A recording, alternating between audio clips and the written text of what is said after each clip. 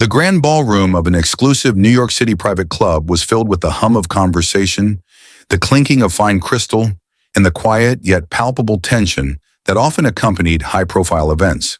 Tonight's event, titled Leadership in the Public Eye, had drawn some of the most influential figures in politics, media, and business. At the center of attention was Melania Trump, elegantly dressed in a sleek ivory gown that exuded both sophistication and quiet strength. Walking beside her was her son, Barron Trump, now a towering young man in a finely tailored navy blue suit. While Melania greeted guests with her signature grace, Barron remained observant, his sharp blue eyes scanning the room with a quiet intensity.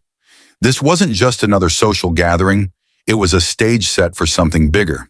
And waiting in the wings, ready to pounce, was Mark Evans, a well-known political journalist notorious for his aggressive interview tactics and deep skepticism toward the Trump family. Evans had spent weeks preparing for this evening, crafting a series of loaded questions designed to put Melania on the spot. His goal?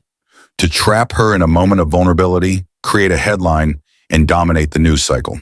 The evening had started off smoothly enough, with panelists discussing public leadership, personal resilience, and navigating life in the spotlight. Melania, as always, answered questions with poise, speaking about her initiatives and the importance of dignity and grace in public service.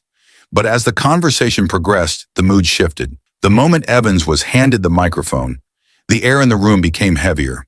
He stood up, straightened his tie, and smirked slightly before speaking. "Mrs. Trump, many argue that your views on traditional family values are outdated and, quite frankly, out of touch with modern society. How do you respond to those who say your beliefs divide rather than unite?" A murmur ran through the crowd. This was no ordinary question. It was bait, wrapped in polite wording, but designed to corner her. Melania met his gaze unfazed. "Values such as kindness, respect, and integrity are timeless," she said evenly. "True unity comes from understanding each other, not from abandoning our beliefs." Evans tilted his head slightly as if considering her words, but it was clear he wasn't finished. "But wouldn't you agree," he pressed, "that your husband's presidency contributed to a deeply divided nation? Some would say that your silence during controversial moments made you complicit. Do you regret not speaking out more?" Now the room was dead silent. This was the moment Evans had been waiting for, a direct hit. Even some of Melania's supporters exchanged uneasy glances. It was a calculated move, meant to paint her as either defensive or weak. But before she could respond, a new voice entered the conversation. "Excuse me," Barron Trump said, his voice even but firm. Every head in the room turned. Until now, Barron had been quietly observing. Now he leaned forward, locking eyes with Evans. "Are you asking these questions out of genuine interest, or are you just here to reinforce a narrative you've already decided on?" The air shifted. Evans hesitated, just for a fraction of a second. "I think these are fair questions," Evans replied, trying to regain control. "Many Americans wonder where she stands on these issues." Barron nodded slowly. "Then let's talk about facts instead of speculation," he said, his voice calm but commanding. "You mentioned marginalization. Are you aware that my mother has actively supported initiatives to help underprivileged children, including anti-bullying campaigns and educational programs?" Evans pursed his lips. "Yes, but then why frame the question as if she's done nothing?" Barron interrupted, his gaze sharp. "Wouldn't a fair journalist acknowledge both sides of the story?" The crowd murmured, some nodding, others whispering to each other. Evans, feeling the heat, cleared his throat. "Fine," he said, shifting tactics. "Let's talk about inclusivity. Many feel that your family's stance doesn't represent all Americans equally. Isn't that a valid concern?" Barron took a sip of water, then answered. "Inclusivity should be about dialogue and participation, not forced conformity," he said smoothly. "True diversity includes diversity of thought. If people only accept one viewpoint, is that really inclusivity?" Now a few people in the crowd actually clapped. Evans, now visibly frustrated, tried to push once more.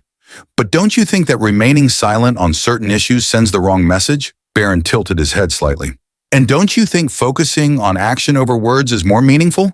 Evans opened his mouth but hesitated. The crowd sensed it. He had lost control of the exchange. A journalist seated nearby muttered, "He's got a point." More murmurs of agreement rippled through the audience.